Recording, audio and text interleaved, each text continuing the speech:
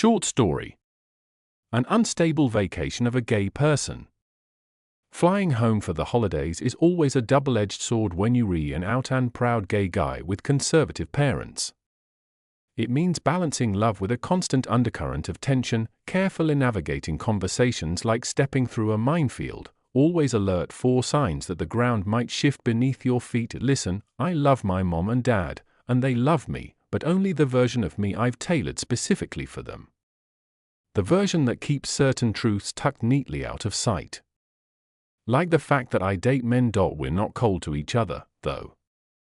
There's warmth, holiday movies, long conversations, and my mom's incredible cranberry pecan pie, but that warmth only exists as long as we stick to the safe topics: work, travel, the weather, circling deeper conversations like the floor in the middle is fucking lava, ready to burn anyone who dares to step too far. It's not that I'm afraid of my parents, but I can't stand my dad's thin-lipped disapproval whenever anything remotely political comes up, which is basically code for anything involving me being gay or anything personal that makes me feel alive. So when I'm home, we all silently worship this invisible line we've agreed not to cross until someone, usually me, edges too close, triggering a flicker of judgment, a strained silence, or an outright fight. Mom is usually the one who intervenes, her voice overly sweet, steering the conversation back to safer waters like a seasoned captain avoiding hidden reefs. Whenever Dad and I clash, she becomes the neutral mediator, our personal Switzerland, but deep down, she might be just as conservative as he is, something that becomes clear in our one-on-one talks where she never really takes my side either. But before you start hating my parents, let me be clear, they were raised in an incredibly homophobic society. The fact that they still love me even when I embody so much of what they were taught to reject, has to count for something, right? I don't know, maybe that's a flimsy justification, but I can't bring myself to cut them off. I love them. So maybe treating them like relics of a different world, stuck in outdated ways, is the best I can manage for now. Plus, there are things about them I'd rather ignore, too. Specifically that my father is the CEO of Hoot, a social media giant hiding behind the facade of traditional values and free speech. Translation: an echo chamber for homophobic incels dreaming of a trad wife to pop out 10 kids and bake bread from scratch. My dad's not a bad person, but he's stuck in a worldview that refuses to shift. I've tried reasoning with him, practically begged him to brand the damn platform, make it more neutral, hire progressive staff, dosomething, but he doesn't see the problem. Every time I explain what bothers me, we end up in the same exhausting fight that never goes anywhere. Hoot is our main point of conflict, but even when Dad and I fight, we usually move on after a week or two. Then I video call my parents, WeChat, and everything slides back to normal. We don't see each other often, so our visits are practically sacred. I always come home for their birthdays during my vacation, and especially for Christmas, the most important day, but this year was different. A couple of months ago, Dad and I had a massive fight after Hoot's PR director posted a disgustingly homophobic statement outing two gay singers I've admired for years, former boy band members trying to live their lives in peace. I called Dad out loudly, and things spiraled fast. Words were exchanged, harsh and unforgiving.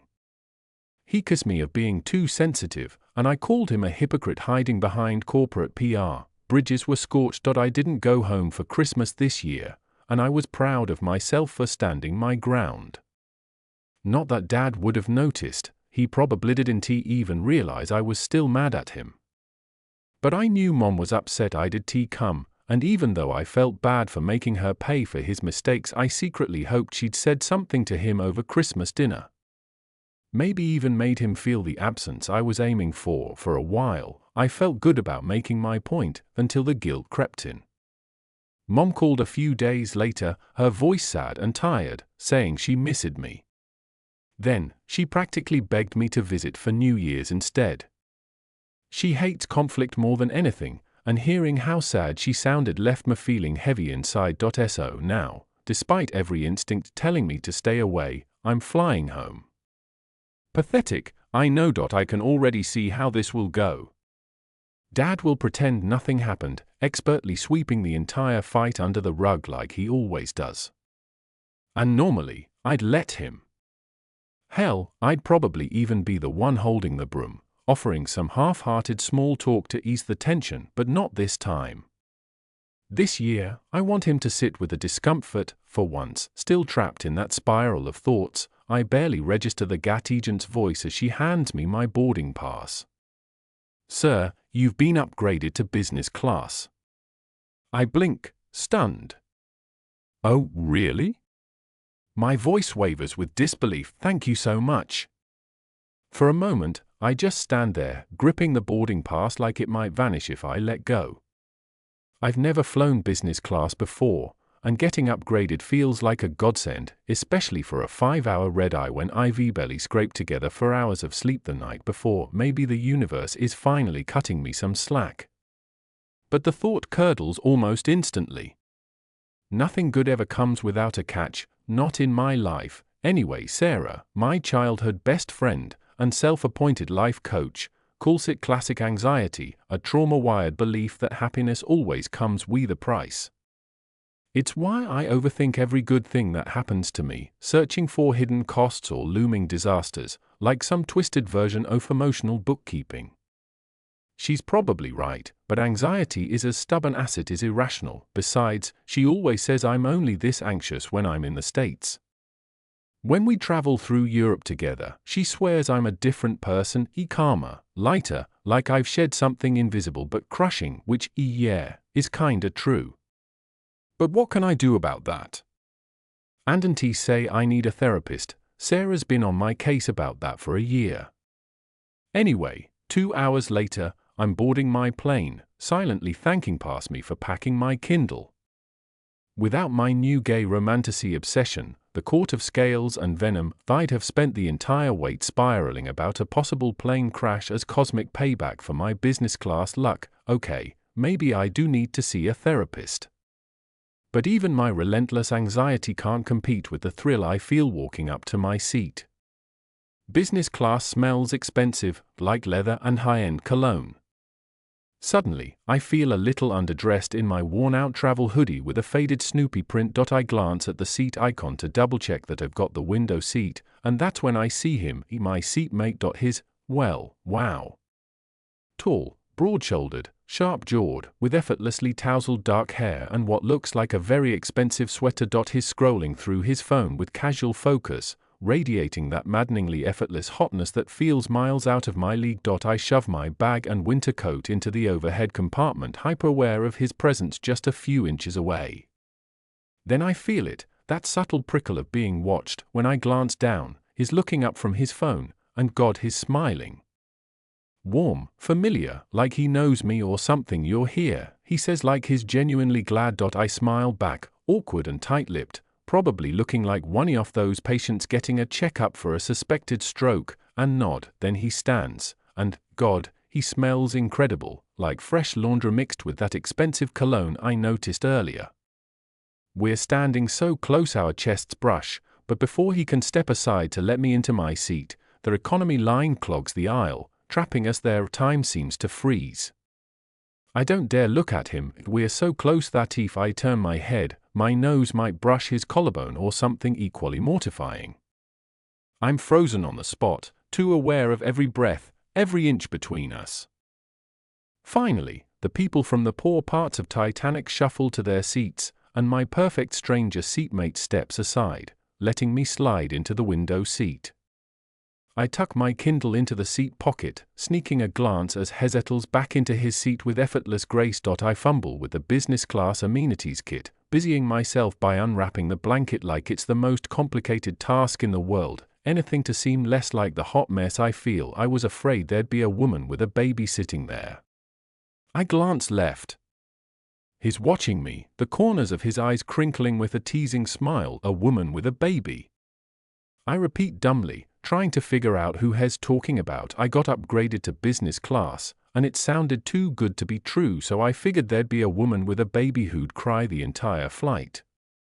My heart skips a beat at the familiarity of his confession, and before I can stop myself, I blurt out, "I thought our plane might crash 'cause I also got upgraded." The moment the words leave my mouth, I realize how insane they sound and instantly regret them.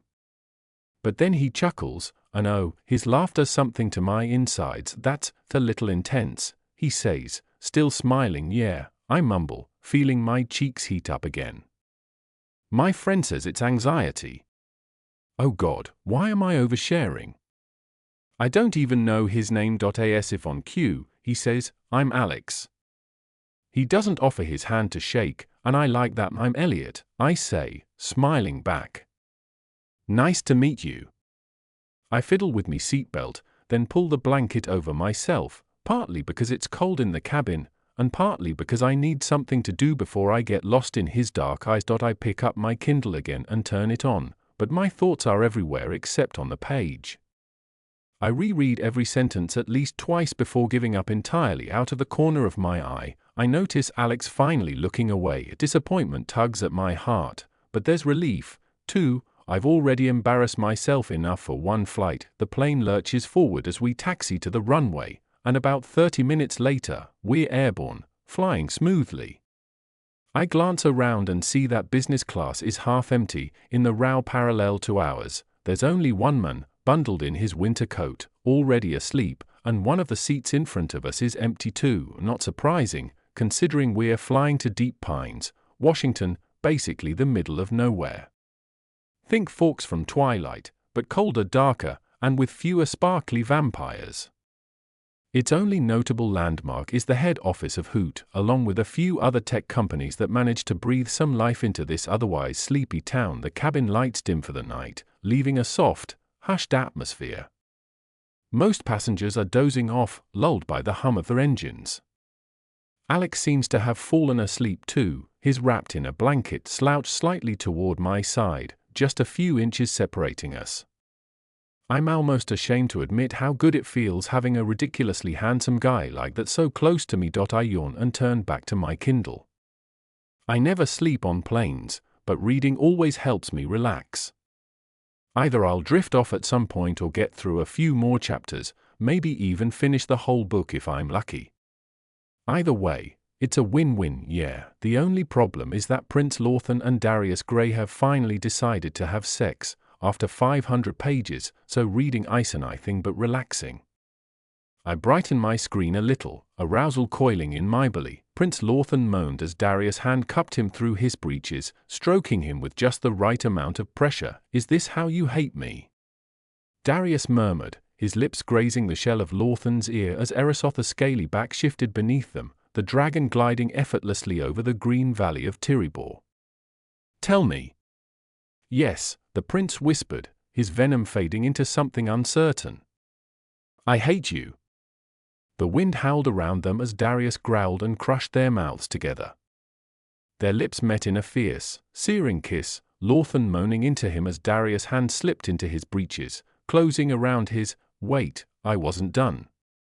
I nearly dropped my Kindle, whipping around to face Alex as my heart jolts. He wasn't sleeping, he was reading over my shoulder. Heat floods my face, burning hotter than before. My mind scrambles, replaying every line he could have seen. Why did I ever think reading fantasy porn on a plane was a good idea? But Alex is smirking, his eyes sparkling with mischief. "Completely unbothered, you flipped too fast," he says, his voice dipping lower. What did Darius stroke? For a second, I forget how breathing works. "Oh my God," I mutter, mortified as embarrassment slams into me like a tidal wave. My fingers twitch on my Kindle as though I can somehow erase what he saw. Wait, is he mocking me, or flirting? Sorry, couldn't help it. Alex chuckles, still watching me like he's enjoying this far too much. I was bored, and the logistics of having sex on a dragon sounded interesting. Gay sex. The thought hits me, and I can't help wondering if he realized it too. I feel a sudden, ridiculous urge to reread the page just to see if it is that obvious. Because if it was, he definitely knows I'm gay now, which wouldn't be a problem, except for the fact that I'm sitting next to him, clearly reading straight-up porn. Oh my God, he knows I'm aroused under this fucking blanket. Before I can spiral any further, Alex says, "Don't stop on my account."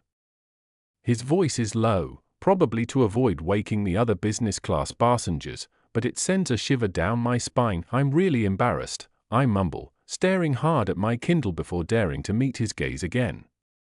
I thought you were asleep. I can't really sleep on planes.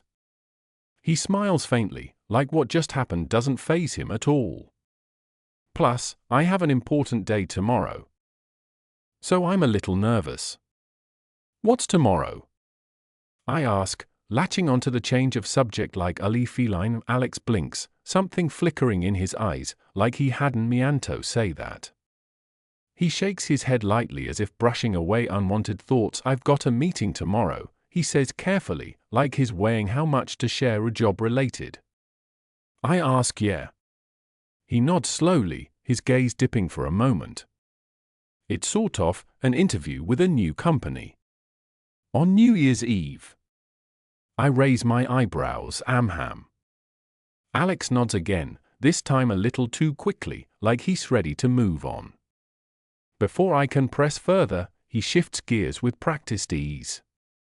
What do you do for work?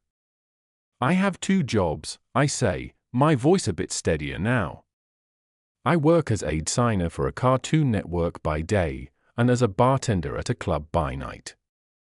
Gay club, I silently add, but keep it to myself. After the whole Kindle fiasco, I'm not sure I'm ready to bring that up yet. Alex tilts his head, curiosity sparking in his eyes. Which club? Pain. I say, trying to sound nonchalant, though I feel oddly exposed. That's cool, he says slowly, his expression shifting, open and thoughtful like something's just clicked into place. But you used to work at GAG, right? The air stills. I blink, completely thrown. I did, I admit cautiously. I left about a year ago, but how did you know? My pulse quickens, anticipation buzzing under my skin. So you there once, Alex says with a careful smile. We actually talked, but I'm guessing you don't remember. I blink again, startled. Is he serious? I search my memory but come up blank. There's no way I'd forget someone this stupidly gorgeous. Sorry, I mumble, heat creeping up my neck. When was that? About a year ago. He rubs the back of his neck, his gaze dipping briefly before locking with mine again. When you walked up earlier, I thought it might be you, but I wasn't sure. Sorry, I repeat, feeling oddly self-conscious. I don't remember, maybe it was a busy night. Yeah, Alex agrees, though there's a hint of hesitation in his voice, like he knows I'm just trying to soften the blow. Were you alone? I ask, aiming for a casual tone, even thorny flushed cheeks probably give me away. I hope I'm not being too obvious, but I can't help wondering, was he there as the straight friend of some girl he was trying to impress, or not? Yeah, Alex says, chuckling quietly, and my heart kicks into overdrive. You got me pretty drunk that night. I did? I manage, my tongue suddenly heavy in my mouth. Hennard's, his smile warm and just a little teasing. God, could he really be gay? 2 strokes of luck in one night feels like tempting fate, but if landing this ridiculously hot guy means enduring a miserable weekend with my parents, I'm willing to risk it. Sorry, I say, blushing. Those cocktails are pretty strong. Yeah, I had a horrible hangover the next day. Alex laughs, and there's something sincere in his gaze when he adds, but it was worth it. I enjoyed talking with you. Thanks, I murmur, my heart pounding even louder now. He's probably just being polite, but the way he's looking at me, there's something magnetic in his eyes, something pulling me in. What did we talk about? I ask, barely managing to keep my voice even. Traveling, Alex says with a casual shrug. You told me about the taxi driver in Seoul who drove you all over the city from one ATM to another because your card didn't work. And how you ended up at the police station. You remember that? I laugh, surprised. For a moment, I'm struck. We really did talk. Yep. Alex nods, his smile softening. I also remember you being upset about your boyfriend standing you up that night, so you came into work on your day off. I blink, momentarily speechless. I remember that night, the sting of disappointment, the restless need to escape by burying myself in work.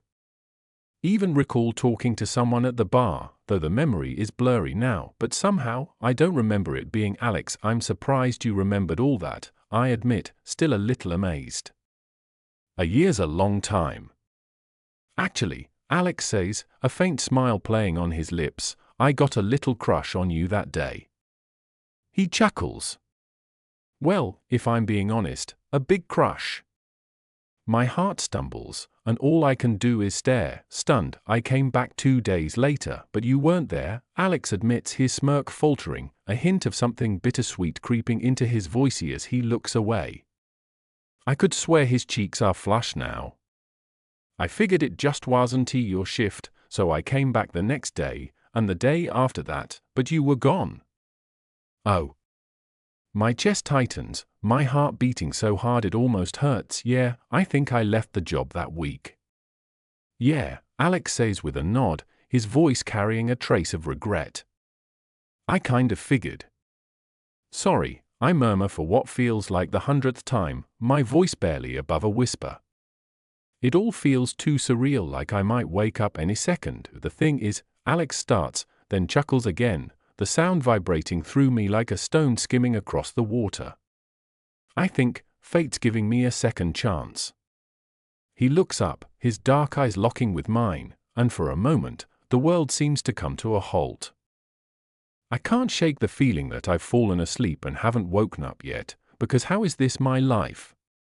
Sitting in business class next to the hottest guy I've ever seen, who just admitted he had a crush on me. It's been over 2 hours now. The crew served us food and wine, and since we seem to be the only ones still awake in business class, it feels more like we're on a date, tucked into some dark, intimate corner of our restaurant. Alex is turned fully toward me, a plastic wine glass in his hand, both of us wrapped in blankets like we're in a world where time and space don't exist, just the two of us. He even orders 3 extra mini bottles of wine from the in-flight shop, and I can't help but wonder if he's trying to get me drunk. Not that he needs to try, I'm already tipsy, everything hazy around the edges. Talking to Alex is effortless.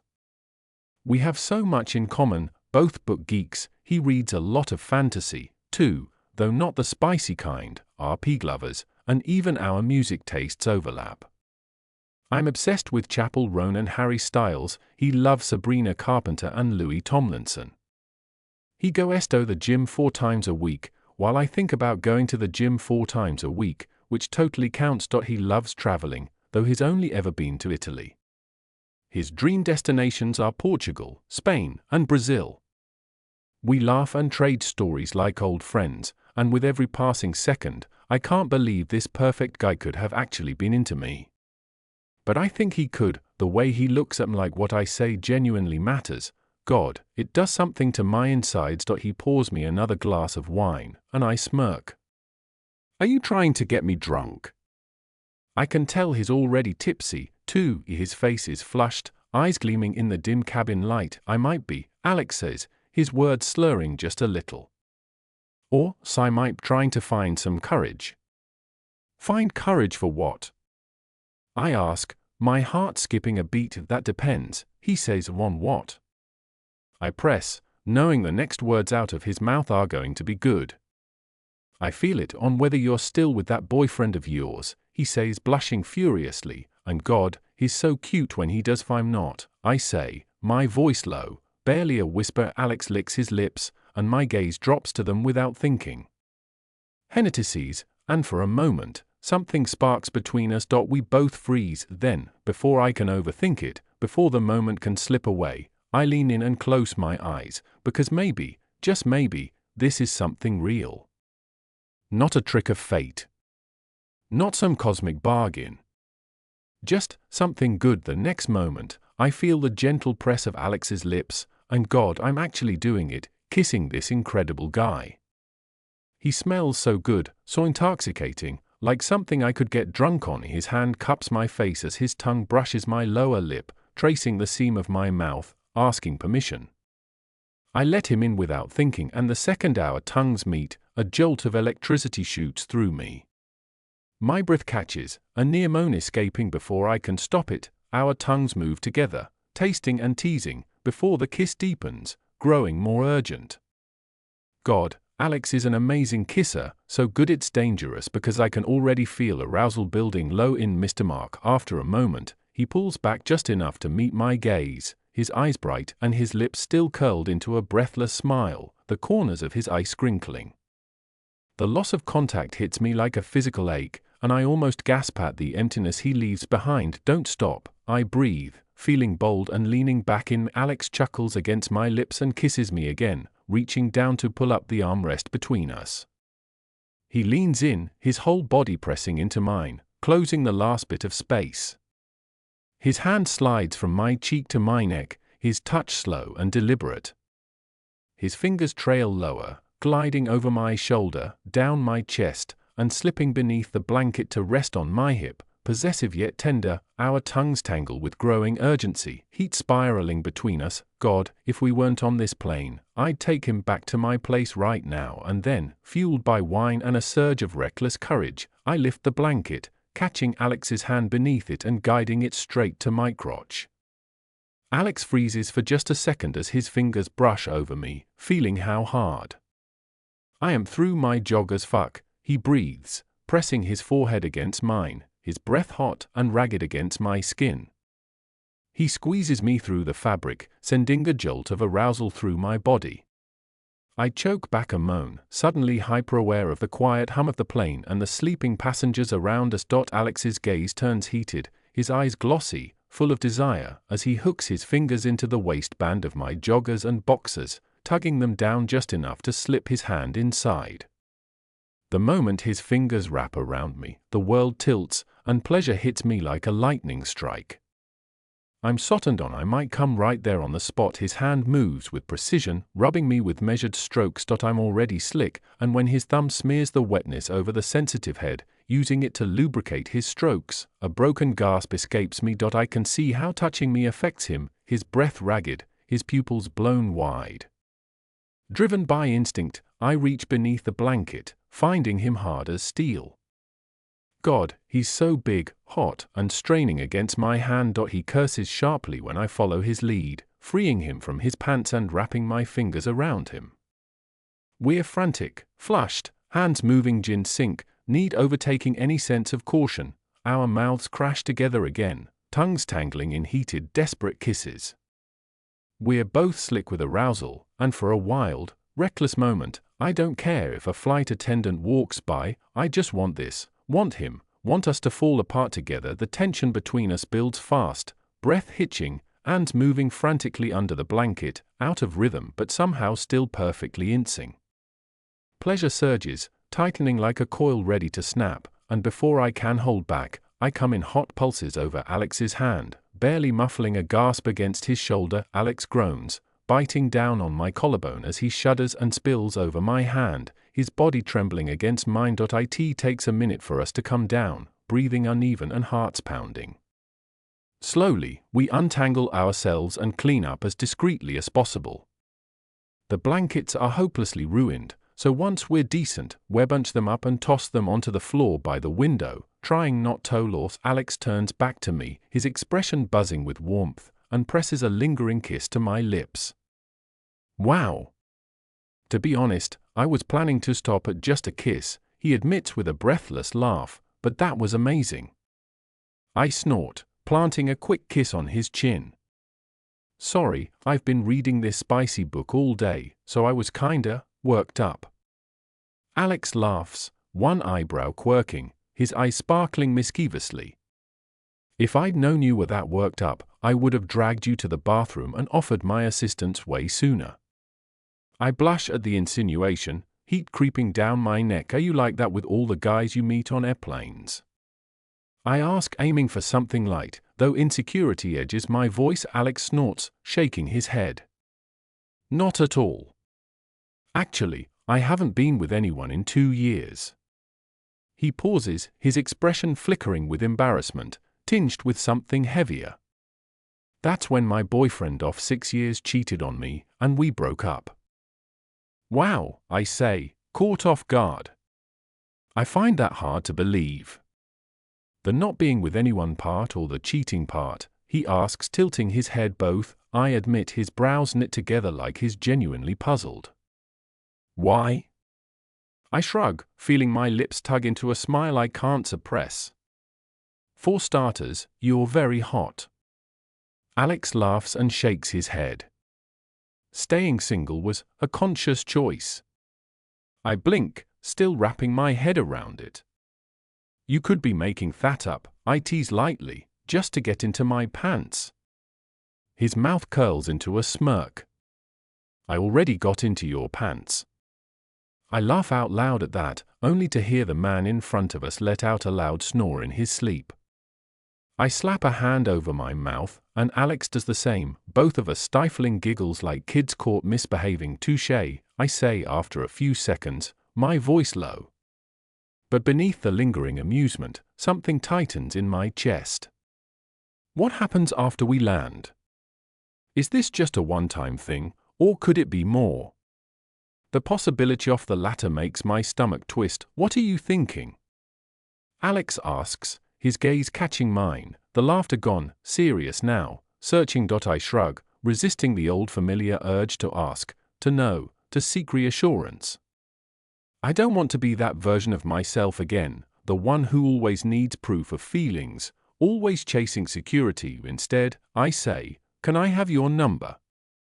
Alex's face lights up with a wide, disbelieving smile. Of course. He hands me his phone, and I type in my number. Then I pass him mine, watching as he carefully enters his own. Before I can say anything else, his hand finds my face, and he leans in, pressing his lips to mine. The kiss starts slow and innocent, until his tongue slips into my mouth, igniting something deep inside me. A surge of arousal shoots through me again, so intense, like I wasn't the one who just got an incredible hand job just a few minutes ago. But this time, Alex pulls back first, breathing heavily as his gaze drops to my mouth. God, that mouth, he murmurs, voice rough and breathless. The way he stares at my lips, dark and intent, makes heat burn in my stomach. His gaze is filthy, almost possessive, and it sends a shiver down my spine.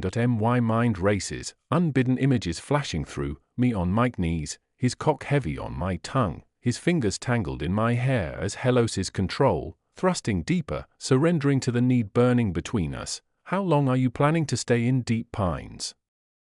I ask, my voice barely audible. Alex blinks, snapping back to the moment, his eyebrow lifting with quiet curiosity. Just 2 days, he says, his teeth grazing his lower lip in thought. Why? Me too, I say and shrug like it's no big deal.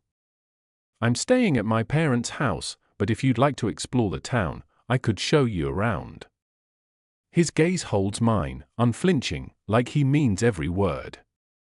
I do love that, he says, his voice roughened just enough to make my pulse quicken. Then he blushes and adds, I'm staying at the Lotte Hotel downtown. Great, I say, fighting to keep my tone easy, even though my mind races ahead with possibilities. I have dinner with my parents tonight, but I am free tomorrow. Same, Alex replies, his smile deepening. I've got an interview today, but tomorrow I'm all yours. Sounds good, I say, warmth blooming in my heart. This feels too good to be true. 6 hours later, I'm trudging through the snow toward my parents' house. But to my surprise and relief, my mind isn't stuck on being mad at my father. Instead, it's wrapped around the fact that less than an hour ago a perfect, beautiful, smart guy I met on the plane kissed me goodbye before I got into a taxi and promised to text me soon. Now that I'm alone, without Alex by my side, it feels like he might not have been real at all. Maybe just a product of my sleep-deprived mind and too much late-night book smut. But the faint sting of the hickey on my collarbone says otherwise, a lingering reminder of the best flight I've ever had. And, well, the best hand job too. I ring the doorbell absent-mindedly, still lost in the memories. Sauhen, the door opens. It almost startles me. Elliot, my mom exclaims, beaming as she waits for me to step inside before wrapping me in a warm hug. Hey, Mom, I say, smiling as I hug her back. She smells like home, food and comfort. I can tell she's been cooking all morning, her hair in curlers tucked beneath a plastic cap. Hi, honey, she says, pressing a kiss to my cheek. Come in, quick before we freeze out here. As I shrug off my coat and kick off my shoes, Mom closes the front door behind me. Just then, Dad steps out from the living room, wearing a blue striped shirt and black pants, looking unusually formal for a family dinner. Son, he says, extending a hand toward me. His tone is measured, his posture stiff, the usual routine after one of our fights. Hi, I say, shaking his hand. God, this is so awkward. But I keep my expression cool, determined to be distant enough that he feels the difference. Out of the corner of my eye, I catch Mom glancing between us, her mouth tightening just a bit, but she doesn't say anything. Come in, dear. How are you? She asks, leading me into the dining room. The space glows under the twinkle of Christmas lights, a tall, fluff-furred tree standing proudly by the window. Great, I say, letting my eyes wander around the familiar room. The warmth of the house is a welcome contrast to the freezing cold outside, and the air is thick with the mouth-watering scent of something roasting, herbs like rosemary and thyme lingering just beneath the surface. Need any help with the food? I ask, glancing toward the kitchen as we step into the room. Judging by the hum of the TV, Dad's been watching the news, and the last thing I want is to be stuck alone with him if Mom's heading back to cook. Yes, that would be lovely, honey, Mom says with a smile. As we pass through the dining room, my gaze drifts across the table. It's already set, white tablecloth, gleaming glasses, neatly arranged plates and utensils. Only after we step into the kitchen does something click. What's with the extra plates? I ask, shutting the door behind us.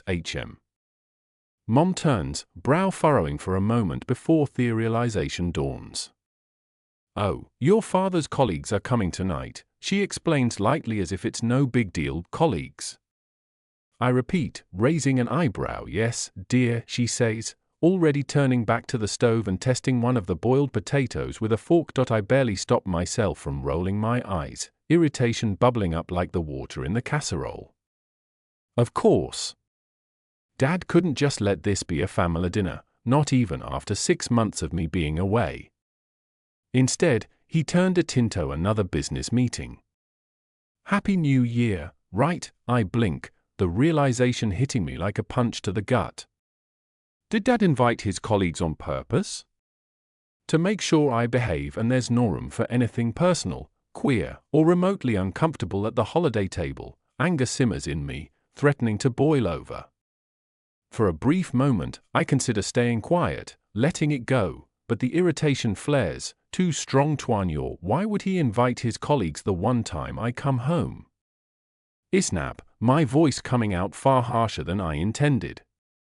I was aiming for neutral, but missed by a mile. Mom turns back toward me, clearly catching the edge in my tone. They're welcoming a new team member, Xander, and your dad thought it'd be nice to invite him and Jim over for dinner. I cross my arms over my chest. Great, I say, sarcasm dripping from my voice. I was dying to meet his homophobic colleagues. Mom sighs, giving me a knowing look I can't quite decipher. Maybe it won't be as bad as you think, honey.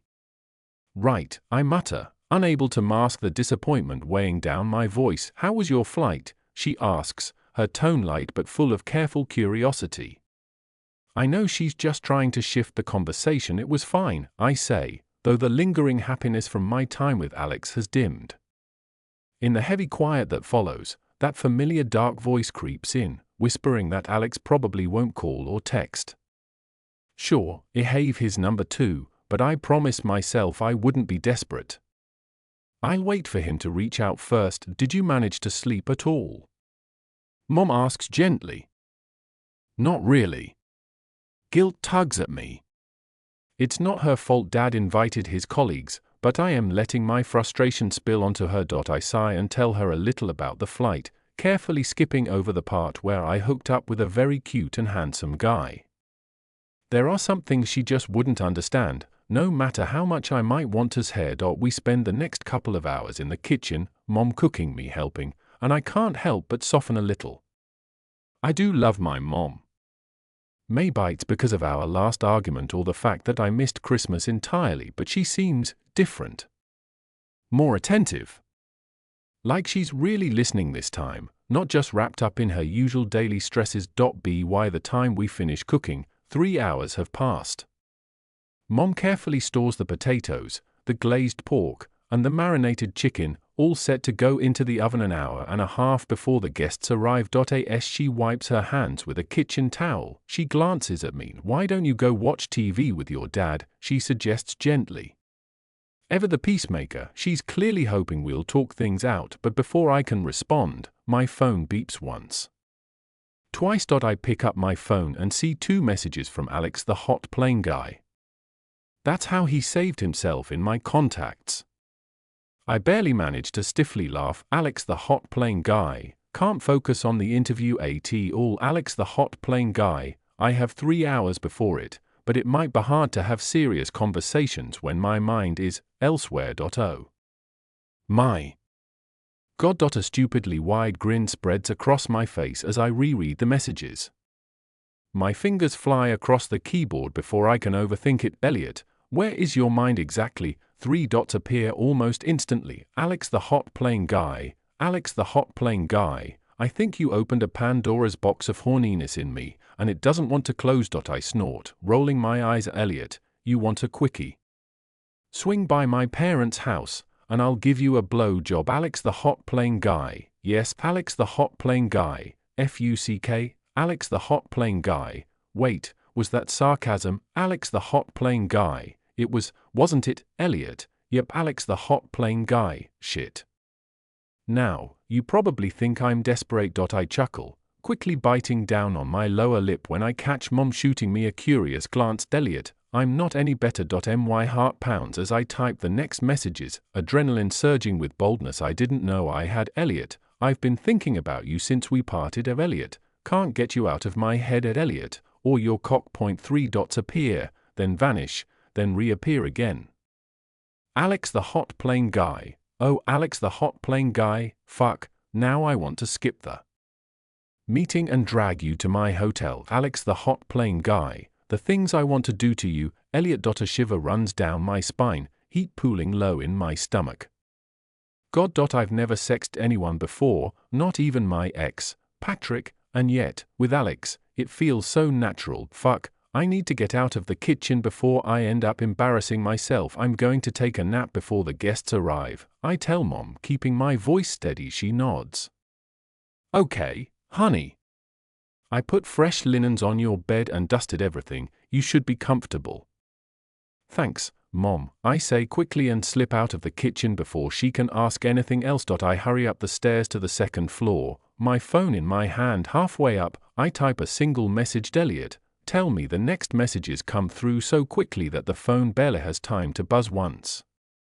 When I read them, I freeze mid-step, arousal hitting me like a surge of energy. Alex the hot plane guy, I want to fuck that pretty little mouth. Oh fires, Alex the hot plane guy, and I want to take my time. Fuck. I'm already hard just from those words. Heat coils low in Mr. Mark, making my breath hitch. As soon as I'm in my room, I shut the door and lock it, collapsing onto my freshly made bed. For a moment, I just lie there, phone clutched in my hand, breath uneven from running up the stairs, and from him. This is new. Different. No shame, no awkward fumbling, just raw, unfiltered want. My fingers tremble as I type back. Elliot, yes. Please. What else do you want? His reply comes almost instantly, like he's been waiting. Alex the hot plane guy, it's your turn now. Tell me what you want first. I blink at the screen, pulse racing. My mouth goes dry as my mind spins through a dozen fantasies, each one hotter than the last. Alex the hot plane guy, say it. For once, I push past the usual hesitation, letting the words flow, no second guessing. Elliot, I want you to fuck me. Elliot, slowly. Elliot, make me beg. Elliot, I want to see you come. Elliot, and I want to fuck your mouth. My fingers tremble as I hit send, a fierce blush heating my face. For a brief moment, panic spikes. Was that too much? Too soon, but then my phone beeps again. Alex the hot plane guy. God, Elliot, Alex the hot plane guy, I'm so hard for you right now. Alex the hot plane guy, I really want to see you. My breath catches, my entire body tingling with need. I'm already so hard that, for a wild second, I seriously consider skipping the family dinner entirely and sneaking out to meet Alex the moment his interview is over. Before I can spiral deeper into fantasy, another message lights up me screen, Alex the hot plane guy, but I need to get ready for the interview. Disappointment sinks in, sharp and unexpected. I knew he had Togo, but still, I was hoping for just a little more. I'm about to set my phone down on the bedside table when another message comes through. Alex the hot plane guy, tell me something. Just don't make me horny. Fighting back a smile, I quickly type back, Elliot, aren't you supposed to be preparing for that interview? Alex the hot plane guy, I am, but I still can't stop thinking about you, so talk to me. A wide, stupid grin spreads across my face, my chest tight like there's an inflated balloon inside me. Alex the hot plane guy, how's the family dinner? Elliot, we just finished cooking. Dinner's in a couple of hours when the guests arrive. Alex the hot plane guy, I sense you're not too excited about that. I frown at the screen. Elliot, how can you tell? Alex the hot plane guy, ha ha ha. Alex the hot plane guy, I don't know, something about the way you wrote it. Alex the hot plane guy, wanna talk about it? I hesitate, fingers hovering over the keyboard, before typing. Elliot, it's nothing special. Elliot, I had a fight with my dad a while back, and I'm kinda annoyed with him. Alex the hot plane guy, what did he do? Elliot, long story, but it's kind of a recurring issue between us. He's really conservative, bordering on homophobic. Alex the hot plane guy. Oh, Alex the hot plane guy, that sucks. Elliot, yep. The worst part is he doesn't even realize it half the time. He loves me, though, which somehow makes it harder because I can't just shut him out. Alex the hot plane guy, my mom used to be like that. Elliot, how did you deal with it? Alex the hot plane guy, queer books. Elliot, what? Alex the hot plane guy, yep. I started leaving queer books at her place. Eased her in with YA, then convinced her to watch Call Me By Your Name. She loved the movie so much she agreed to read the book. Alex the hot plane guy, though, I think the fingering scene in the book might have been a bit much for her. Elliot, ha ha ha. Alex the hot plane guy, so, maybe don't give Call Me By Your Name to your dad. I grin stupidly at my phone, a light, fluttering feeling spreading through my body. God, how is he this sweet, smart, funny, and ridiculously hot, all at once? And how is he even into me? Well, might be into me. I'm not entirely sure if that crush he mentioned is still a thing. Even now, it's hard to believe this is really happening. Like happiness this big must come with a catch. In my head, I can practically hear Sarah's voice, gently reminding me that I need to see a therapist. Always waiting for the other shoe to drop isn't healthy. Elliot, noted. Off topic, how are you preparing for the interview? Alex the hot plane guy, I'm rereading my proposed 2-year PRA strategy for the company. I already made the presentation, but for some reason, I've got the jitters, like it's my first interview, which it's not. Alex the hot plane guy, I'm 99% sure they liked me during the 2 previous interviews, but this one is the first in-person meeting, so I'm a little nervous. Elliot, it's New Year's. If it's a dinner, they're probably just going to loosen up and see how you are socially, or how you handle drinks. My dad says management does that sometimes. Elliot, what's the company? By the way, I see the read receipt pop up, but no reply. Half a minute passes before the 3 dots appear, then vanish. I frown, wondering if I said something wrong, but finally, a message blinks onto the screen. Alex the hot plane guy, it's a tech company. Alex the hot plane guy, that's interesting about the alcohol thing. I didn't know that. Alex the hot plane guy, shit. Maybe I shouldn't have had so much wine on the plane. I'm a little hungover. Elliot, take a nap before the meeting, and a hot shower. I pause, fingers hovering over the keyboard, then type. Elliot, I'm going to do the same.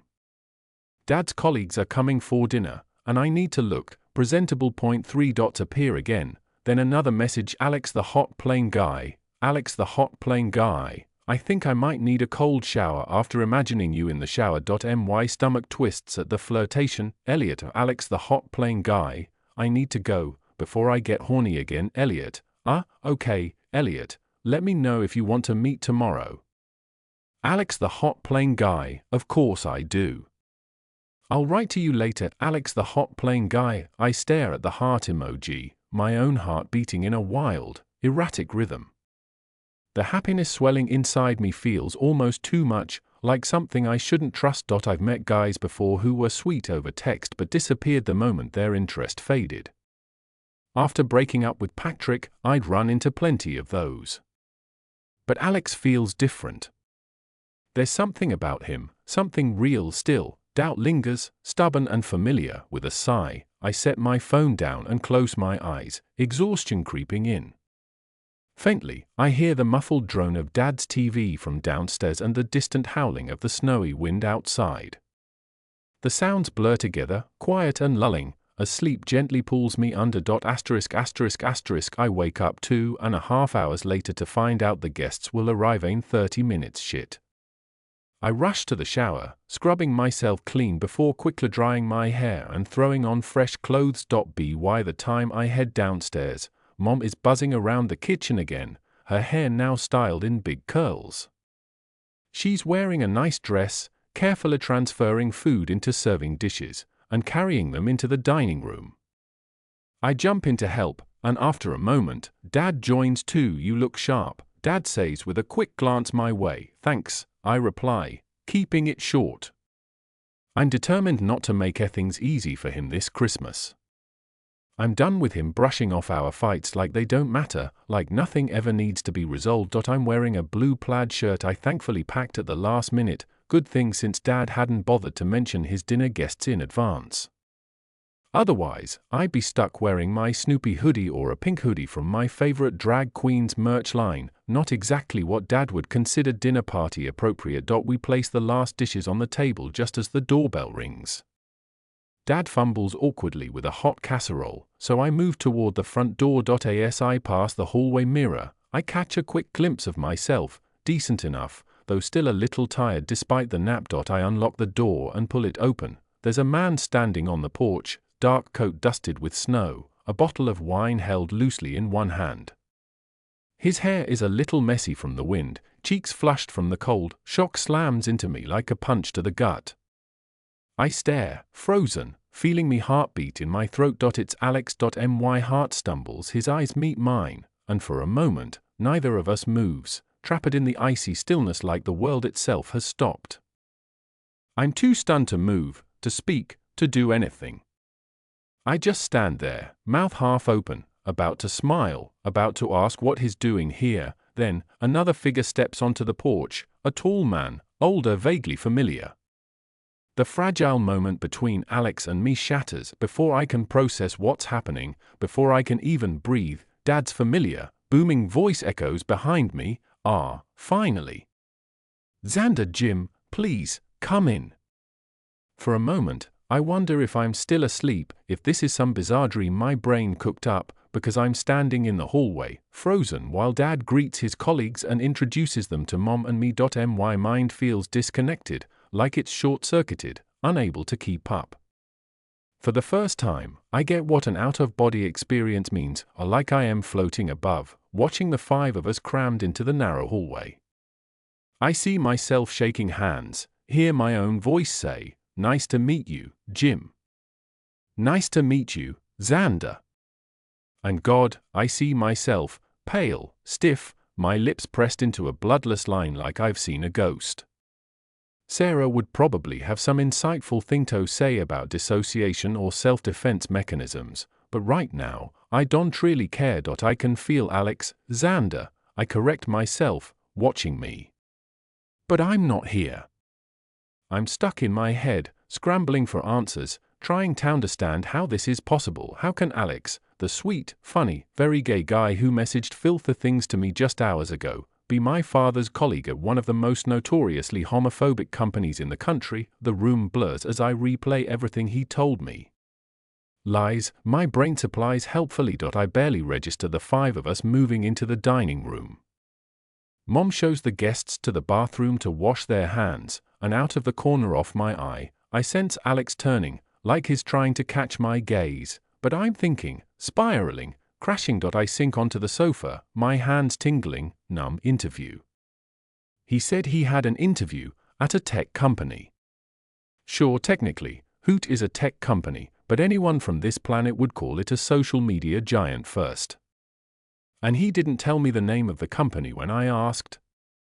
He avoided it, on purpose. He knew that working at Hoot is like working at the headquarters of Homophobia International, not exactly something you advertise to a gay guy. I ransack my brain, trying to remember what else he said, where else he might have lied, but my thoughts are a jumbled mess, tangled and chaotic. Son.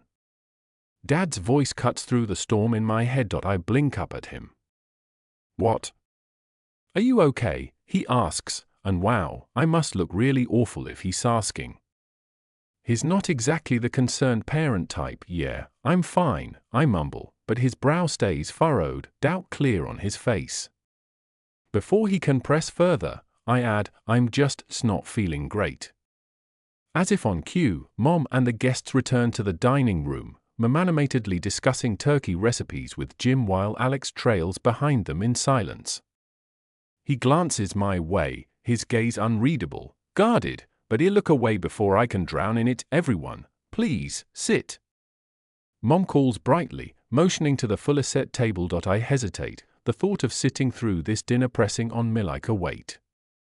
Maybe I should excuse myself now, or sit for 20 minutes and then leave. Elliot, dear, come sit, Mom calls again, her voice firm but kind. Swallowing hard, I step toward the table, but the sight that greets me makes my stomach twist. The only open seat is right next to Alex. For a split second, I consider how rude it would be to drag the chair somewhere else, but I already know how Dad would react. Not worth it. I force myself to sit, heart pounding. It burns like something scalding has been spilled across it, while Mom and Dad chat easily with the guests, filling their plates and making polite small talk. I just sit there, hands clenched under the table, feeling the numbness inside me slowly thaw, giving way to anger, and then, just as suddenly, anger mixes with something else, gloating. He told me it was an interview, but as Dad casually mentioned earlier, this is a welcome dinner to get to know the new employee Alex. Alex, the best hand job I've ever had, is working for Hoot. The realization hits me so hard I almost laugh out loud. He lied, of course, he did, because he knew those two facts don't exactly fit neatly together. I snort inwardly, wondering if he's one of those guys, so deep in the closet they live two completely separate lives, spouting homophobic garbage in public while sucking cock behind closed doors. Xander, Dad says, pulling me out of my tangled thoughts as he turns to Alex. You flew in from New York, right? How was your flight? Before Alex can respond, an unexpected laugh bursts out of me. Every head at the table snaps in my direction. Alex is the last to look, and from the corner of my eye, I catch the flash of mortification on his face. Sorry, I say, flashing Dad a bright, too wide smile. I just remembered something hilarious from my flight. I turn my gaze straight to Alex.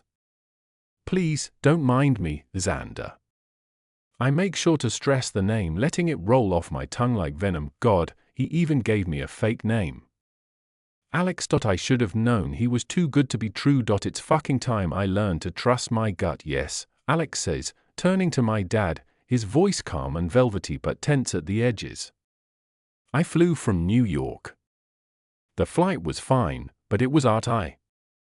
Oh, you flew in today, too, Xander. Mom perks up. When Alex nods, she beams and turns to me. You must have been on the same flight as our Elliot. He also flew in from New York. Alex feigns surprise as he turns to look at me, playing the part perfectly. I smile back, venom curling at the corners of my mouth. Did you manage to sleep at all, Xander? A little, Alex says carefully, his voice neutral, but his eyes locked on mine, searching, waiting, to see where I'm going with this. I couldn't, I say with an easy shrug. I got upgraded to business class, but there was this couple in the row behind me. I pause, letting the words hang for effect. Pretty sure they were getting real cozy under the blankets. Jim bursts into loud laughter, and Mom and Dad chuckle along, but me eyes stay locked on Alex. For just a second, I catch the flicker of panic in his expression before he forces a practiced smile. I meet his gaze and force a biting smile in return. Jim launches into a long-winded story about some awkward encounter he had on a flight to California last month, his tone unmistakably boomer-esque. His voice fades into the background as my focus narrows. Tension simmering between me and Alex. Suddenly, my phone buzzes in my pocket. I pull it out with a surge of twisted excitement when I see the sender, Alex the hot plane guy. Okay, I fucked up a little. Alex the hot plane guy, talk to me. A dull ache twists in my chest. Of course, he admits it now, he scorned. I lift my wine glass and take a long sip, feeling the persistent throbbing of anger in my temples, a strange, almost comforting rhythm. Then, fingers trembling just slightly, I type back, Elliot, what's there to talk about? I toss my phone onto the table between us, leaving it there like a loaded weapon. My mind spins, imagining what must be going through Alex's head right now. He's probably shitting himself, wondering if I might show my dad those filthy messages he sent me just a few hours ago about wanting to fuck my mouth. One screenshot, one slip up, and Alex can kiss his cushy new job at Homophobia Inc. goodbye. Pretty sure a scandal about the new employee promising to fuck the CEO's son's mouth wouldn't do Hoots PR any favors. As Dad and Jim take turns telling Alex stories about their last business trip to Washington, he smiles politely, even managing to respond with something coherent. But I see him, his hand slipping to his phone when they're not looking, fingers moving quickly across the screen. I already know what's coming. A second later, my phone buzzes on the table. I flip it over, my pulse kicking up as I read the message. Alex the hot plane guy, Elliot, can you please give me a chance to explain myself? My jaw tightens. Without hesitating, I type back, Elliot, no need, Xander. I hear Alex let out a loud sigh and set my phone down. If it weren't for the whole mess with Alex and Hoot, I'd say the dinner was going surprisingly well. An hour passes, Dad and Jim drink Armenian cognac while Mom, Alex, and I sip wine. The food is incredible, and the room fills with bursts of laughter as Jim launches into one story after another. Dad adds his usual hilarious commentary, making even the driest anecdotes funnier. Mom and Alex laugh along, though his laughter doesn't quite reach his eyes, and mine is just as fake. I barely touch my plate. My appetite's long gone, thanks to Alex the liar. But I am on my 5th glass of wine when my phone buzzes again. I glance down, ignoring the pang in my gut as I see his name on the screen. Alex the hot plane guy. Okay, so I didn't tell you it's Hoot. But your father is the freaking CEO. I huff quietly, fingers tightening around my glass. For a moment, I consider not replying, letting him stew, but the wine has other plans. I take another sip before typing, Elliot, well, you lied to me. I just didn't have the chance to tell you. Out of the corner of my eye, I see Alex glance down at his phone. His expression darkens, and he quickly types back, Alex the hot plane guy, so it's okay for your dad to work there but not for me. Isn't that hypocritical? I stare at the screen, heat crawling up my neck, anger rising fast.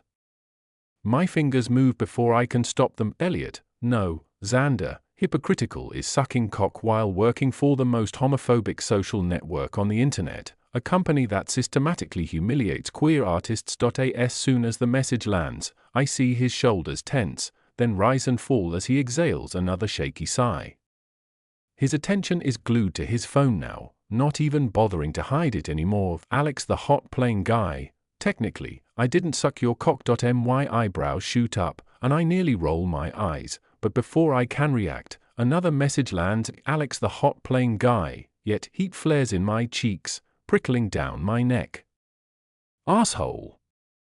My fingers fly across the screen as I angrily type back, Elliot, don't go there. There's a pause, just long enough for the tension to sink deeper, before his next messages come through. Alex the hot plane guy, all right, that's fair. Alex the hot plane guy, let's talk. Alex the hot plane guy, please. I pointedly flip my phone screen down on the table, ignoring the messages, feeling a small surge of triumph. But Alex turns out to be much more cunning than I expected. Before I even realize what's happening, he shifts his arm, just slightly, and knocks over both of our wine glasses. Red liquid spills everywhere, soaking the tablecloth and both of us in a spreading stain of deep crimson. Oh no!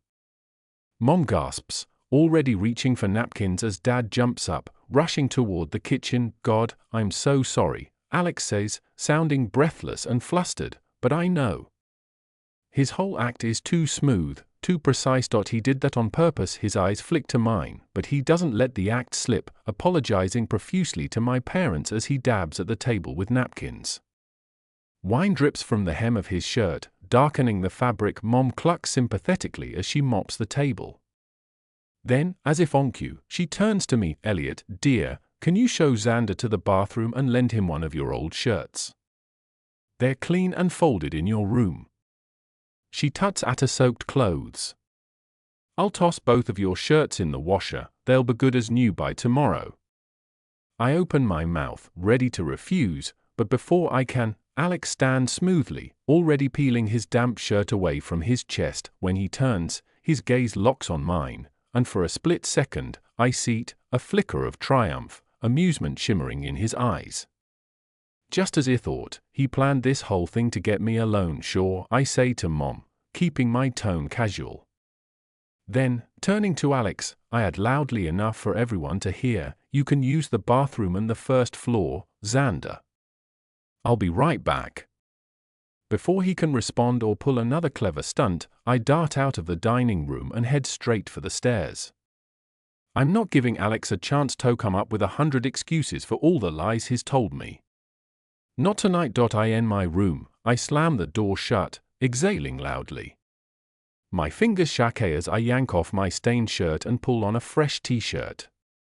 After a moment of defiance, I grab my pink drag queen hoodie and tug it on over the shirt, let him say something, then I dig through the pile of old clothes in my wardrobe until I find the biggest black t-shirt I own, worn soft from years of use. I grab it and rush out of the room. Taking the stairs 2 at a time back on the first floor, I head straight for the bathroom and knock on the door. It opens just a crack, enough for me to catch a glimpse of Alex's face before he pulls the door all the way open, stepping into view. He's towering over me, shirtless, his chest bare and muscles ridiculously defined. The sharp cut of his collarbone, the strong line of his shoulders, fuck me, he looks like a Greek god brought to life. My throat goes dry, words tangling and sticking there. I blink, forcing my gaze away as I thrust the shirt toward him. But instead of taking the shirt, Alex grabs my wrist and yanks me forward, pulling me into the tiny bathroom. In one smooth motion, he shuts the door behind me and turns the lock with a click. My pulse jolts. What the hell are you doing? I hiss, my heartbeat racing wildly. We need to talk, Alex snaps, his brow furrowed, his voice low and urgent. His standing so close our chests brush, heat radiating from his skin. His grip on my wrist is firm, as if he's afraid I might bolt, but is careful not to hold me too tightly. His half-naked body is right there, impossibly close, and his scent, fresh, warm, dizzying, floods my senses, making my mind stumble. Focused. I wrench my arm free, forcing myself to scowl, summoning all the anger simmering under my skin. This is not the time to let hormones take over. There's nothing to talk about, I snap through clenched teeth. You didn't owe me anything. Alex exhales roughly, dragging a hand down his face before pinching the bridge of his nose. His voice drops lower, rougher, laced with frustration. I didn't know if I was going to get the job. I didn't want to say anything until I knew for sure. Right, I bite out, venom dripping from my voice. You'd only know if you got the job after this very important interview, huh? The one you had to prepare for. Yes. Alex hisses, voice filled with irritation, but then he lowers it again, glancing toward the locked door like someone might be listening. I thought it was going to be an interview, he mutters, defensive. Not this. Yeah, right, I say, voice oozing sarcasm. You know there's no way for me to check, so you can say whatever you want. Elliot, Alex sighs, his voice serious now, like it matters that I understand, but I'm done believing him. Not again, what, Xander? I spit, emphasizing the name like it's a curse. Don't call me Xander, he says, irritation flashing in his eyes. Isn't that your real name? I shoot back, it's my work name, Alex mutters, shoulders tense. With friends, with people I'm close to, I use Alex. I snort, bitterness twisting my lips. Nice story. You're really good at lying on the fly. I'm not lying, he growls, frustration crackling in his voice. My name is Alexander. Alex. Xander. It's the same name. I blink, the realization sinking in slowly, unwanted. Okay, maybe it makes more sense now that he's explained it. But there's no way I'm letting him have that. Not now. So I let my lips twist into a cold, bitter smirk, venom threading through my voice. Yeah, I say. Sure. Turning toward the door, I reach for the handle, ready to end this conversation. But before I can leave, Alex grabs my arm and pulls me back. Our eyes lock, just for a heartbeat, before he pushes me gently against the door, stepping into my space. He's so close now, his breath hot against my face. I know what he's doing. He's waiting. Not forcing, just waiting. His gaze flickers down to my lips, and God, for a split second, I think he's going to kiss me, but he doesn't. He just stands there, breath shallow, lips inches from mine. He's giving me a choice, leave, or close the distance, and fuck, the wine, the adrenaline, him, it all hits me like a surge of fire, making me dizzy, reckless. In this 1 second, I don't care about the lies. About the pretense, about him working for that fucking megacorp of homophobia, not now. Not in this moment. All I care about is this, the chemistry, this wild, thrilling charge coursing through me like a lightning strike. So I kiss him. Hard. Our mouths collide, desperate and demanding, my lips bruising against his as frustration and anger ignite within me. His breath hitches, and then his hands grip my waist, pulling me even closer as our tongues meet, slick, hot, and electric. My body melts under his kisses, every brush off his tongue sending sparks through me. Heat coils low in my stomach as blood surges south, my cock already aching. Alex's hands grip my waist as he pushes me against the door. My legs instinctively hook around his hips, locking him in place. Our pant-clad cocks grind together, and we both grunt, quiet, urgent, for where that someone might hear if they step out of the kitchen and come looking for us. Abruptly, Alex pulls back, setting me back down on unsteady feet, his chest heaving. His eyes are dark, blazing with intent, making my head spin. His fingers hook into the waistband of my pants and boxers, dragging them down in one swift motion. My cock springs free, hard and leaking. I toss the shirt I brought for him onto the edge of the bath, yanking off my own along with my hoodie and throwing them there, too, unpretending. Before I can process what's happening, Alex strips off his pants and boxers in one fluid motion, leaving us both bare, completely exposed.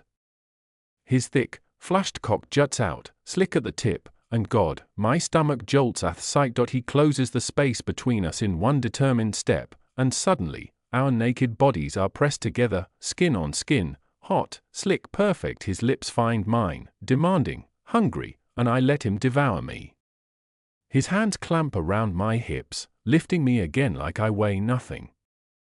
My legs wrap around his waist once more, pulling him even closer this time. His cock grinds against mine, slick and hot, sending a fresh wave of pleasure through me. God, I need him, all of him. He starts moving me, rocking me in his hands, rubbing our lengths together in slow, devastating friction. Our mouths crash together again, swallowing each other's muffled moans as the pleasure builds between us. His hips grind up, meeting every desperate roll of my body.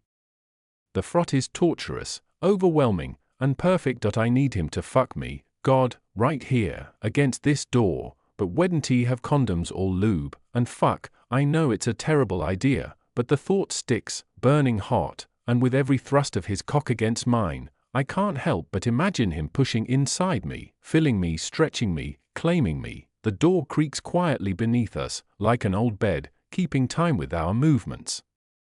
Precum slicks our cocks, making each glide easier, hotter. I glance down between us, where our bodies meet. God, the sight alone could undo me. Our cocks press together, slick and glistening, moving in perfect rhythm, every stroke pushing us closer. I can't think, can't breathe, all I can feel is him fuck. Alex breathes, voice rough and wrecked, and then he's coming. Hot spurts have come streaking our bellies. The sight of him falling apart, head thrown back, muscles trembling, ruins me completely. Orgasm crashes through me like a wave, leaving me shattered. Istiful a moan, my release mixing with his, slick and messy between us. Asway both tremble, held together by sheer need. His arms tighten around me, and I cling to him, wrapping my arms around his neck, pressing into him as he leans me against the door, our bodies still locked together. We just breathe, foreheads touching, trying to come down from the mind-blowing intensity of the orgasm. His chest rises and falls against mine, our breaths mingling as time seems to slow, the stillness pressing around us like a held breath. After what feels like forever, Alex finally sets me down, carefully, reluctantly. We clean up in silence, still catching our breath, still reeling. No, it'd seem enough, so we don't try. We just move, tugging clothes back into place like nothing happened. Can we talk now? Alex asks, his eyes pleading, but I shake my head firmly. I don't want to talk, I mutter, my voice clipped. Alex frowns, his expression unreadable as he looks at me one last time. His gaze lingers, heavy and searching, and it sends an ache rippling through me. Then, without another word, he leaves the room. I wait a couple of minutes, just breathing, mind blissfully blank, not ready to feel anything yet. When I finally walk back into the dining room, Mom and Dad are already clearing the table, making room for dessert. Alex is right there, calm, steady, helping them as if nothing's changed. He looks normal. Maybe a little flushed, but composed, like wedded and tea just fall apart in each other's arms. Judging by the way Jim is typing something on his phone and how my parents seem entirely preoccupied, I realize our little bathroom adventure went unnoticed. Thank God. When dessert arrives, along with steaming cups of coffee and tea, we all settle back at the table. What surprises me is that neither Mom nor Dad says a word about me pink hoodie, until Jim casually comments, "Nice color." And just like that, the infamous drag queen hoodie is forgotten. Dad starts talking about work with Jim and Alex, launching into some business-related discussion that barely registers in my mind. I zone out, adrift, slowly coming to terms with what just happened. I let Alex into my pants. Alex, the guy who lied to me. The guy working for the company I despise. God, how pathetic am I? Anger boils within me, cutting through the lingering echoes of our intimacy. Regret settles in, heavy and suffocating. But beneath the regret, there's something else, longing. I wish it could be simpler, that we could just be without this whole hoot mess. Without lies. Without all the complications. The chemistry between us is undeniable, explosive, raw, and magnetic in a way I've never felt before. But reality sinks its claws in, harsh and unyielding. I sit there, stuck in my own spiraling thoughts, tempted to text Sarah for advice. She knows me better than anyone. Maybe she'd tell me how to untangle all of this, if there's a way. Suddenly, Dad's voice cuts through my mental fog, pulling me back to the present, yanking me down to earth. Yes, and I'd like Elliot to take a look at it. My head snaps up, blinking in confusion. Did I imagine that? My gaze darts quickly between Dad, Alex, and Jim. Jim nods in agreement, looking perfectly at ease, while Dad stares directly at me. Sorry, what? I say, completely thrown off, my mind scrambling to catch up. I'd like for you to take a look at the PR strategy Xander has prepared for Hoot for the next 2 years, Dad says, his tone calm and matter-of-fact. I'd love to know your opinion on it. I freeze, convinced my wine-soaked brain is misfiring. There's no way I'm hearing this right. I blink again, feeling off balance, and repeat dumbly, sorry, what? I think I might have had a bit too much wine. Jim chuckles, apparently finding this hilarious, while Dad leans back in his chair, completely composed. He says patiently, Xander is our new PR director. I stare, words stuck in my throat. He prepared a PR plan for Hoot for the next 2 years. Dad continues like he's explaining something obvious. And I'd like you to take a look at it. Why? I ask, my voice sounding distant like it belongs to someone else. Dad smirks faintly as if the answer should be obvious. Well, it was you that got me to make changes in the company. Jim nods along like this is common knowledge. We fired our PR director and hired Xander. Dad adds casually, we hunted him from the gay magazine you love, The Stigma. My head spins. As a very experienced PR director and an openly gay man, Xander will ensure that Hoot's new PR strategy is completely different from what it used to be. He pauses, trying to find the right words, then carefully adds, inclusive. Non-homophobic. His tone is measured. Hayes navigating complicated scientific terms. My mouth falls open. I glance between the three of them, Dad, Jim, and Alex, shock probably written all over my face. Are you serious? I manage to ask Dad, my voice barely above or whisper. Of course. Dad nods. Why are you so surprised? You made a valid point about the Miles and Erickson scandal. Hoot has become something it was never meant to be, and it's time to change that. I stare, my mind going blank, but I mutter, struggling to process it, but you'll lose your core audience. Jim shrugs, utterly unfazed. We'll gain a new audience. Liberal young people are a much more thankful demographic than what we currently have. He waves a hand as if it's obvious. They're more active, more prone to consumerism. A startled laugh bursts out of me, bright, disbelieving. My chest feels like it's soaring, like I can breathe for the first time in forever. I can't believe what I'm hearing. I glance at Alex. He blinks back at me, a flicker of triumph in his. Told you I wasn't lying. Swallowing hard, I turn back to Dad. Yes, I manage, breathless. I'd love to look at the plan. Great, Dad says briskly, already shifting back into work mode. Jim and Alex dive deeper into business talk. I barely hear them. I'm still processing what happened. And that's when I catch Mom's gaze. She's watching me with a knowing smile, her eyes twinkling with quiet pride, heart thudding. I lean in, lowering my voice so only she can hear. Is it you? I whisper. Did you make him do all that? Mom's smile widens just a little. No, dear, she says softly. It's all your dad. We just had a couple of conversations, and he realized he was wrong. I look at her, filled with disbelief. For a split second, I want to rush over and hug her, but I hold back, saving the moment for later. Instead, I murmur, but you hate all that. The queer stuff. Her brow furrows. What gave you that idea? Fine, I say slowly, searching her expression, but you're, well, conservative. She shrugs, her gaze steady. Not anymore, dear. I stare, dumbfounded, struggling to process the words. Since when exactly? Another shrug, light and casual. Since I started watching Queer Eye, honey. I just look at her, stunned. Is this really happening? Because God, it all feels like some bizarre, impossible dream. I love you, Mom, I finally whisper, and Mom lets out a gentle laugh, the kind that warms every corner of my soul. I love you too, honey, she whispers back, her eyes twinkling. Alex and I don't get a moment alone until the very end of the dinner. As the evening winds down and Jim and Alex prepare to leave, the ache in my chest deepens. There's so much left unsaid, so much we still need to address. While my parents and Jim chat in the hallway, making plans to meet for dinner in a few days, I take a small step back, just enough to catch Alex's attention. So, I say quietly, the tips of my ears burning, you're joining Hoot to make them not homophobic. Alex crosses his arms over his chest, one eyebrow quirking up, a faint, knowing smile tugging at his lips. Yes, he says lightly. I thought you already knew that. Obviously, I didn't, I mutter, my face heating. Why else would I be mad at you?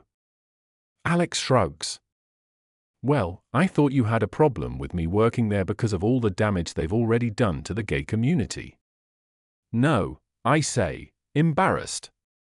I can't meet his gaze. I'm sure he thinks I am insane. I'm sorry, I mumble, forcing the words out. Then, grasping for some semblance of defense, I add, it doesn't really change the fact that you left out some important stuff, but it sort of completely changes everything. Thanks, Alex says, a chuckle escaping his lips. I finally look up, and relief is written all over his face, easing the tightness in my heart I hadn't even noticed before. So, he says, mimicking my earlier tone with a teasing lilt, can I see you again? I freeze, my mind momentarily blank. You want to see May again? Of course, Alex replies with an easy smile, the corners of his lips curling playfully. I need to get my shirt back. I blink at him, frowning for a second before it clicks. He's joking. A reluctant smile creeps onto my face. Tomorrow? I offer, my voice a little more desperate than I intended. I'd love that, Alex says, leaning in slightly, his voice dropping even lower. I kind of hoped we'd stay until midnight, though. You know, for the countdown.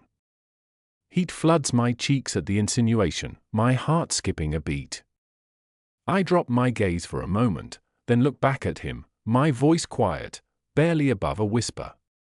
You can stay, if you're brave enough to kiss me in front of my parents.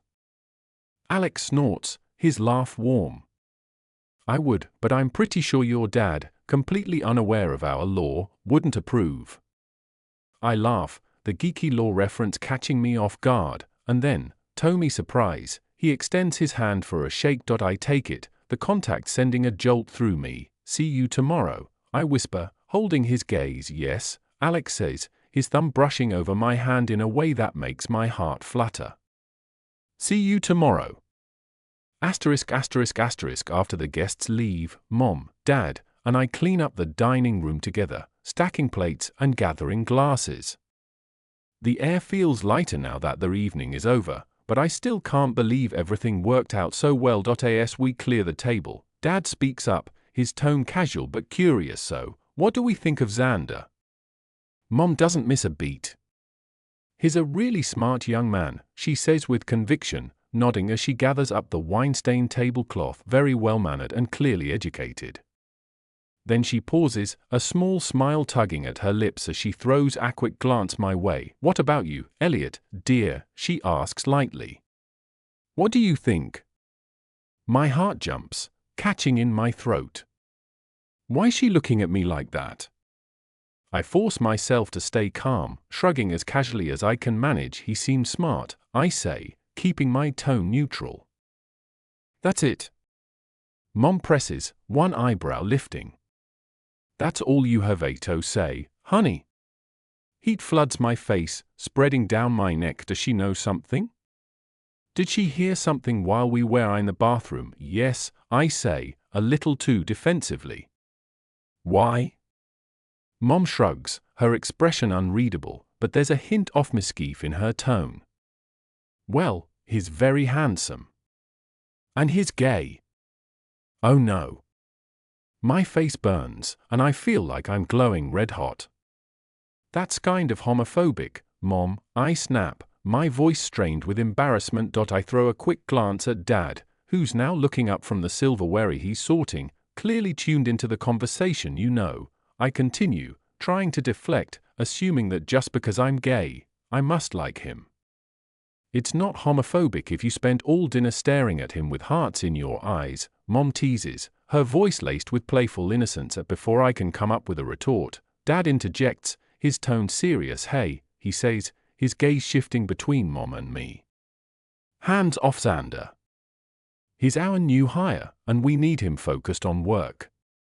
God, I want to disappear. I'm just saying, Mom says with a shrug, clearly unfazed. Elliot doesn't have a boyfriend, so why not this great guy? No, Dad says firmly, his voice leaving no room for argument. Don't even think about it. The air feels stifling, embarrassment ringing in my ears like an unrelenting siren. I'm going to bed, I mutter, my voice tight and uneven. What about the countdown? Mom asks, but I'm already turning in my heel, making a quick exit with my cheeks burning. As I climb the stairs to my room, the sting of the conversation fades, replaced by a rush of excitement spreading through my body. Dad actually fired Hoot's PR director. Not only that, but he hired a queer person to completely overhaul their approach to PR, something I never thought he'd do. I didn't think he cared. And Mom? She's different now, too. The woman who once avoided any discussion of my love life is now wing-womaning me with Alex. I shake my head, a small, incredulous smile tugging at my lips. Who are these people? Deep in thought, I go through the motions of getting ready for bed. By the time I come out of the bathroom and slip under the covers, my head feels heavy with exhaustion, but my mind is still buzzing. I grab my phone from the nightstand and unlock the screen. My heart skips a beat when I see Alex's name pop up with unread messages. They were sent over an hour ago, but somehow, I hadn't even noticed them.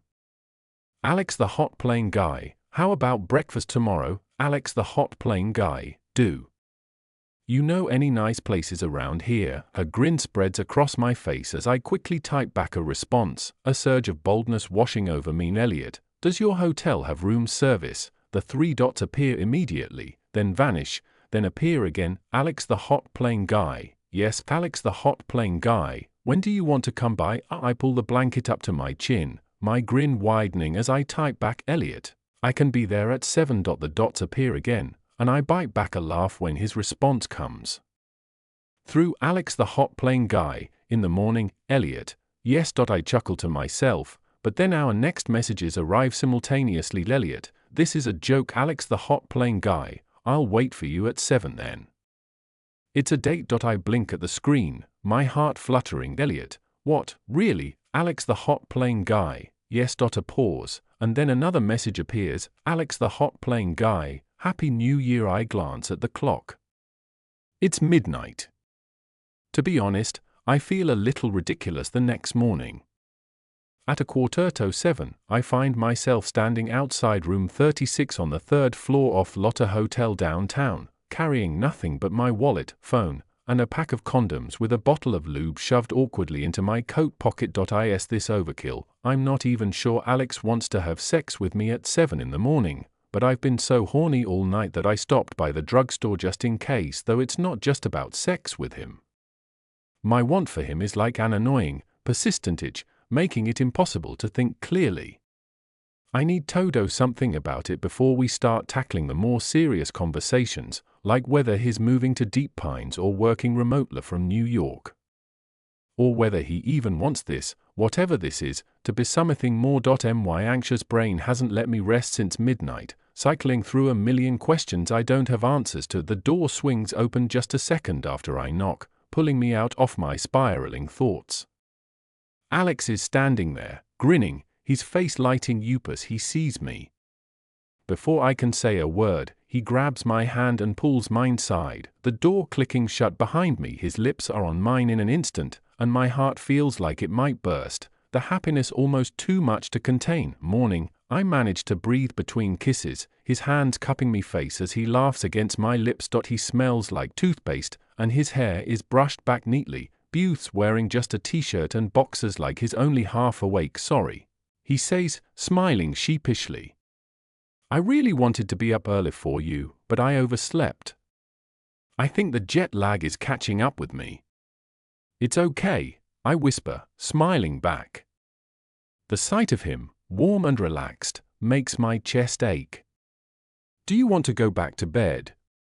Yes, he whispers, already helping me out of my coat. The room is still dark, the curtains drawn except for a narrow crack where the blue morning light spills inside. Alex's bed is unmade, the sheets tangled, and the sight of it makes me stifle a yawn. God, I want to sleep, too, but not before figuring out where this morning is going. Alex climbs into the bed first, settling into the pillows and waiting for me. I quickly shed my hoodie and jeans, suddenly very aware of his eyes on me. By the time I slip into bed in just my t-shirt and boxers, my cheeks are hot, and I can't meet his gaze for long without blushing. As soon as I lie down, his scent wraps around me. It's comforting and intoxicating all at once. He shifts closer, wrapping an arm around me, his nose brushing against my neck as he breathes me in.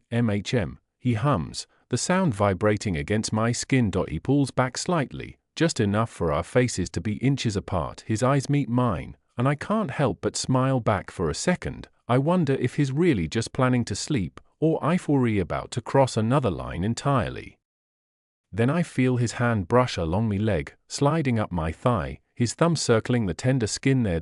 My breath hitches, my body already responding to his touch. He wants this.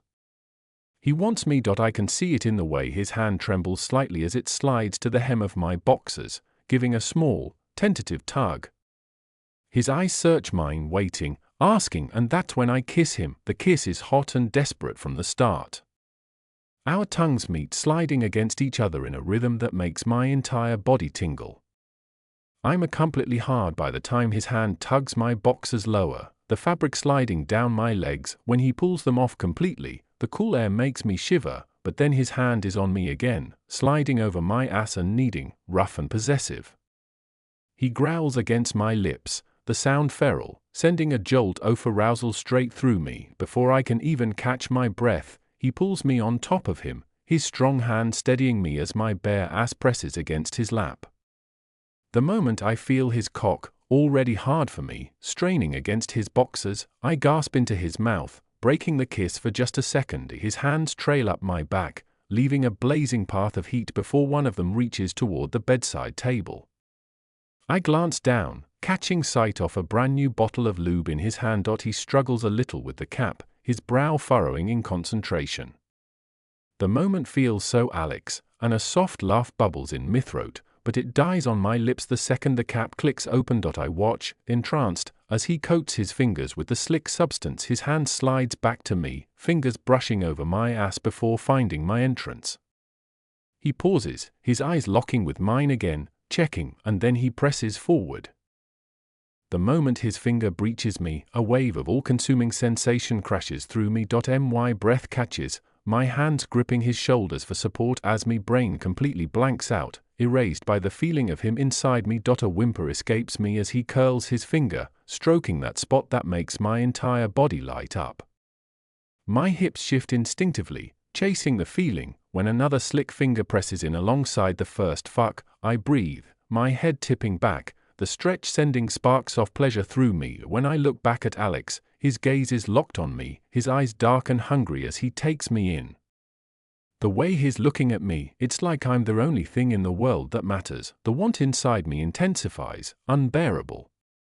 I need more. I reach down, shoving his boxers off, and his cock springs free, thick, flushed, slick with pre-cum. My breath catches at the sight, and Alexis already reaching for a condom he had prepared, tearing open the foil packet with his teeth and rolling it on with practiced ease. Grabbing the lube, I coat him generously, the cool slickness spreading over him as my hands work him, making him groan deep in his throat. I can't wait, I whisper, my voice trembling with need. I need you inside me. Alex nods, his grip tightening on my hips as he steadies me. His eyes are blazing, but there's something gentle in his touch, like he's shouldering himself back, letting me lead. I lift myself, aligning him with my entrance, the head of his cock teasing me as I lower myself just enough to feel it. Alex groans, his hands flexing against my hips, his breathing ragged. Then, in one maddeningly slow motion, I sink down onto him. Fuck, he curses, desperate, as he stretches me open, the generous amount of lube easing the tight slide. I gasp, the feeling so intense it borders on overwhelming. The feeling of him inside me, filling me, sends an aching pleasure coursing through me. I pause, both of us breathing hard, adjusting to the connection. His hands grip my hips again, grounding me. Then I begin to move, lifting myself up and easing back down, taking my time to savor the friction. Alex groans again, his eyes rolling as his hips thrust up to meet my movements, deeper, harder. Pressure mounts between us, every motion drawing us closer to the edge, our moans filling the room. Then I see it, that feral glint in Alex's eyes, the tension in his body building with every second. He's close, so close, And he knows it. Suddenly, he pulls out, his movements quick as he turns me onto all fours. My hands brace against the mattress as Alex kneels behind me, his strong hands guiding me into position. In one swift motion, he pushes back inside me, and I gasp at the new angle, the way he fills me completely. I breathe, my head dropping forward as his thrusts start slow but powerful, his cock stroking that perfect spot inside me. The pace builds, his rhythm relentless as his hips slap against mine harder and harder. The sound of it is primal, raw, our grunts mingling as the tension spirals higher. I'm so close I can barely think, every nerve ending alight with sensation.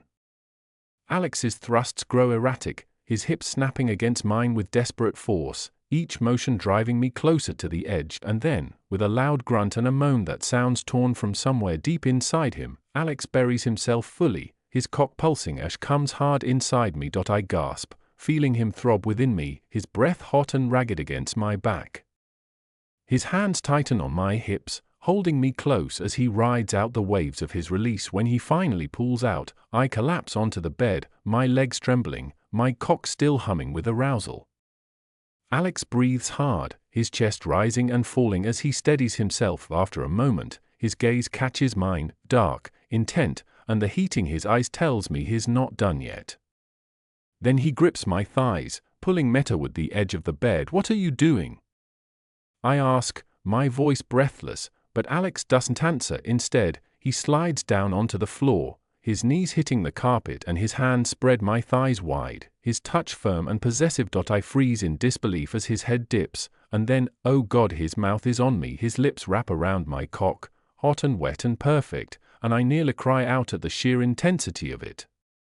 His tongue swirls around the head, teasing, tasting, before he takes me deeper, his hand gripping the base as he works me with maddening precision. "Alex," I breathe, my hands instinctively tangling in his hair. He glances up at me, his eyes heavy-lidded, and the sight sends a shiver straight through me. How is he so good at this? His mouth moves lower, swallowing me inch by inch, his throat relaxing.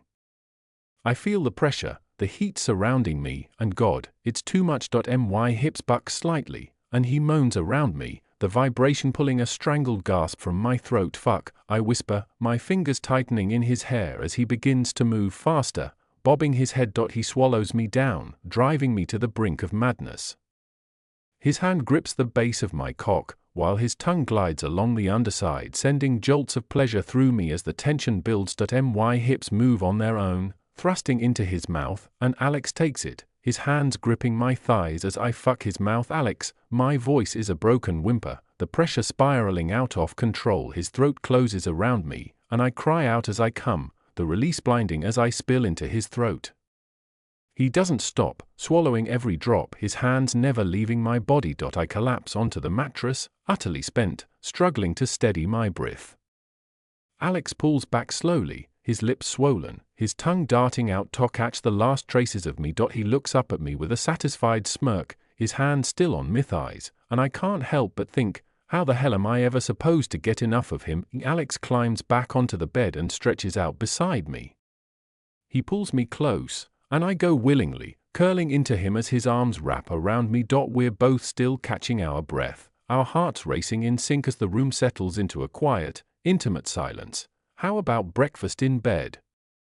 Alex says after a while, his fingers slowly tracing idle patterns along my back. "Yes, please," I murmur, my smile pressed against his skin. His warmth seeps into me, calming every restless part of my mind. As I lie in his arms, Alex reaches for the phone on the bedside table, dialing reception to order room service. He smells faintly of sweat, skin, and something unmistakably him, and I breathe it in. When he sets the phone down, his hand moves to my hair, his fingers tangling gently through the strands. I close my eyes, savoring the tender, soothing touch. "Don't fall asleep just yet," he teases, his tone playful but gentle. "I ordered so much food." I laugh, shifting to look up at him. "It's your fault I feel like jelly." His grin widens, and he leans down, brushing a kiss to my forehead. "Give me an hour, and I'll be ready for a repeat performance." We both laugh at that, the sound light and easy. Afterward, we settle into hushed tones, sharing stories from our younger years. He tells me about the first time he snuck into a gay bar, and I recount the time Sarah pretended to be my girlfriend for 4 months during 12th grade. Soon, there's a knock at the door, and Alex gets up to answer it, casually wrapping the flat sheet around his waist. The room service cart is piled high with pancakes, crispy bacon, sliced fruit, scrambled eggs, croissants, assorted jams and butter, and a large pot of coffee. "Alex," I exclaim, laughing as I take it all in, "did you order the entire kitchen?" He smirks, wheeling the cart toward the bed. What can I say? We need energy. We dig in, passing plates back and forth, laughing as Alex insists it try everything. At one point, he lifts a forkful of syrup-drenched pancake to my lips, his grin smug with just a hint of something wicked. As I hum in approval, when we're done, Alex sets the plates aside and settles back onto the bed. His hand slips into mine, our fingers intertwining. He presses a lingering kiss to the top of my head, his voice soft. Ash murmurs, "Stay here for a while." I smile, my heart swelling with a sense of love I haven't felt in years. "I'm not going anywhere." Alex leans down, kissing me deeply, and in that moment, I know, this is real.